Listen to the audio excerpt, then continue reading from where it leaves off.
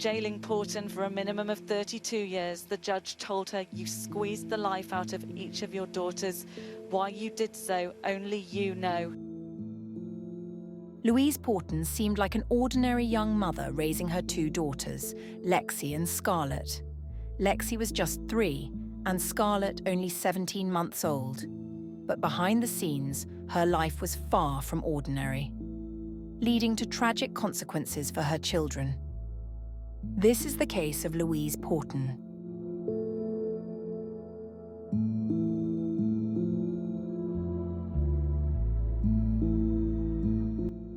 Growing up, Louise had a tough time. She was known to be difficult and angry, especially as a teenager. But her mother, Sharon, remembered her as a happy and loving child early on. When Louise was 11, her mum left to pursue a new relationship, leaving her and her siblings to live with their dad.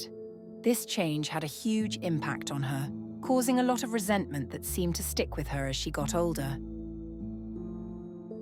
As Louise got older, she sought attention and financial stability through her relationships. She was open about how much she earned from her work as an aspiring glamour model on social media. However, her relationship with her family began to deteriorate. When her grandmother, who had been an important part of her life, passed away, Louise didn't visit her while she was sick and didn't attend the funeral.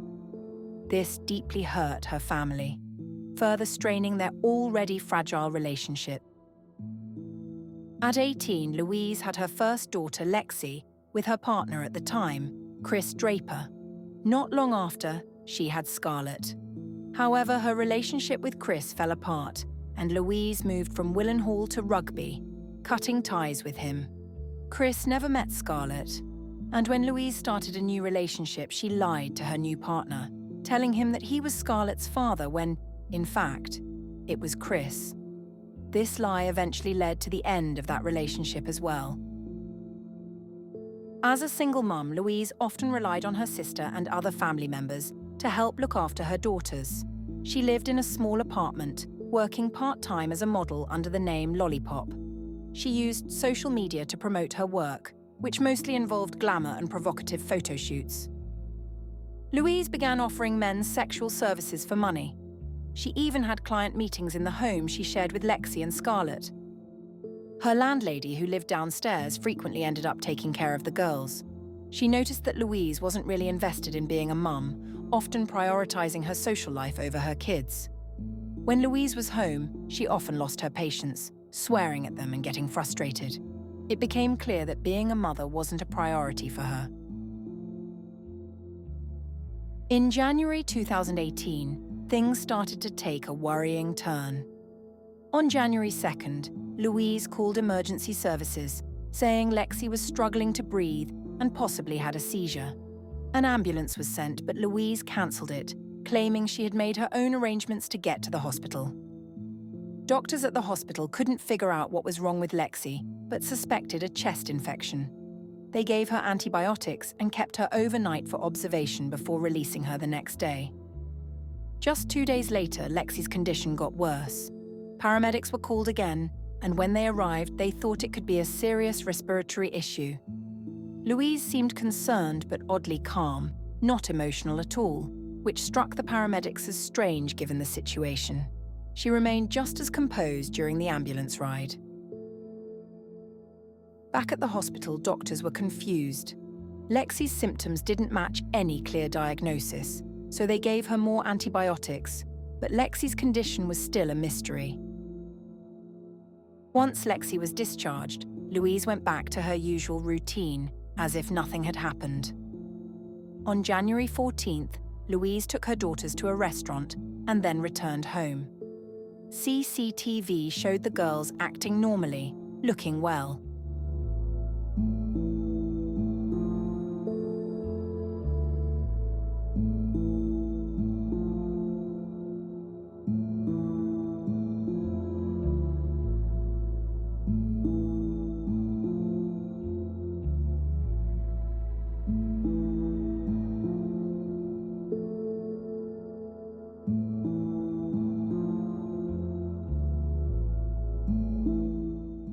But just hours later, in the early hours of January 15th, Louise called 999. Ambulance service, is the patient breathing? No, They're not breathing? no. Okay. And who was it we're talking about? Lexi, she's 3. She's 3. Bear with Yeah. me. Okay. So she's unconscious and she's not breathing. So help has been arranged, okay? Paramedics arrived 9 minutes later to find Lexi unresponsive in bed, her body showing signs of rigor mortis. Louise said she had placed Lexi in the bath earlier, but found her unresponsive in bed, though it was clear that Lexi had been dead for some time. The paramedics confirmed her time of death at 12:50 a.m.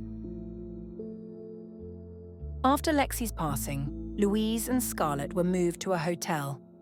Less than 3 weeks later, on February 1st, Louise left her hotel with Scarlett, filled up her car at a petrol station.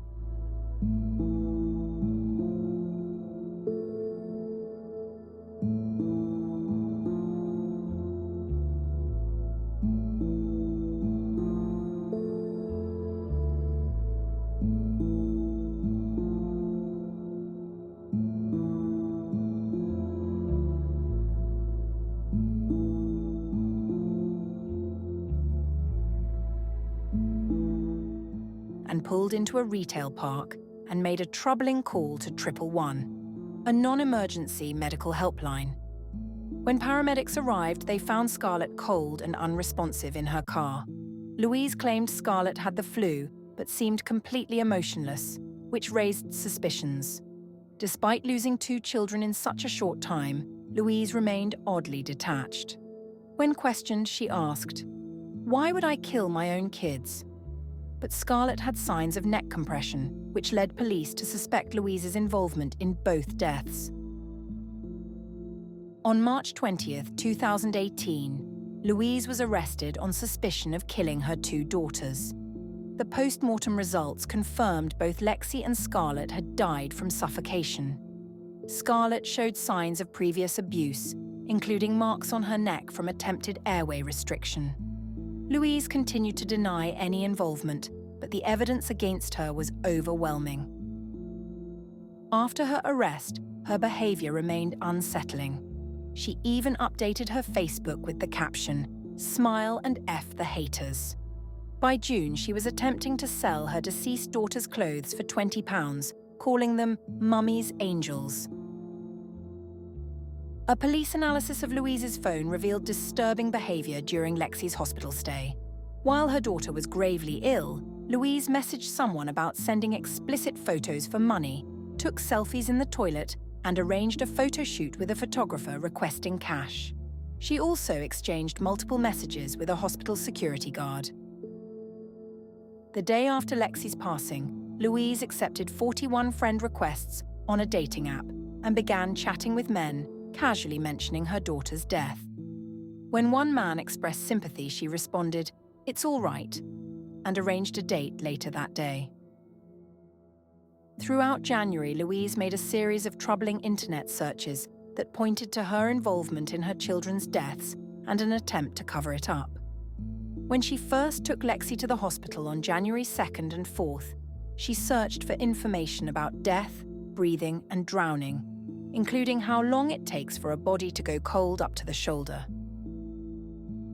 After Lexi was treated and discharged, she looked up, "Can you actually die if you have a blocked nose and cover your mouth with tape?" And "How long after drowning can someone be resuscitated?" She also read an article about a toddler being revived after nearly drowning.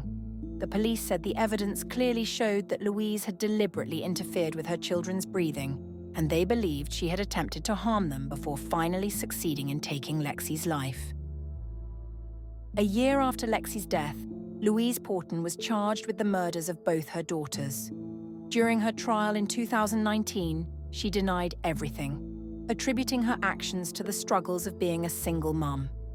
However, the jury took just 5 hours to find Louise guilty of both murders. She was sentenced to life in prison with a minimum of 32 years. The judge described her actions as evil and calculated, pointing out that she had delayed calling for help until she was sure her daughters were dead. It was clear that Louise had killed them because they were in the way of her personal life.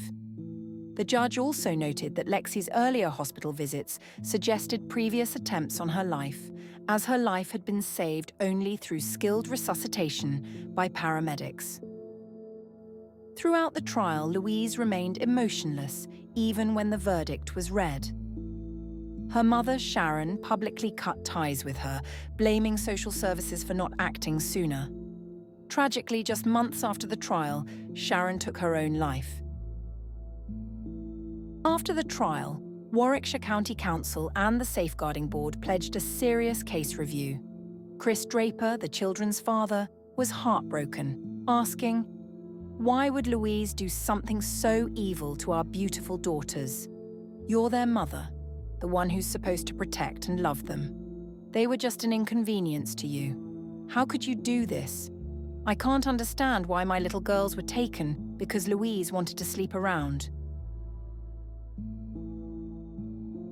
The case of Lexi and Scarlett is truly heartbreaking. While Louise is behind bars, the pain left for those who loved the girls is immeasurable. They will never be forgotten.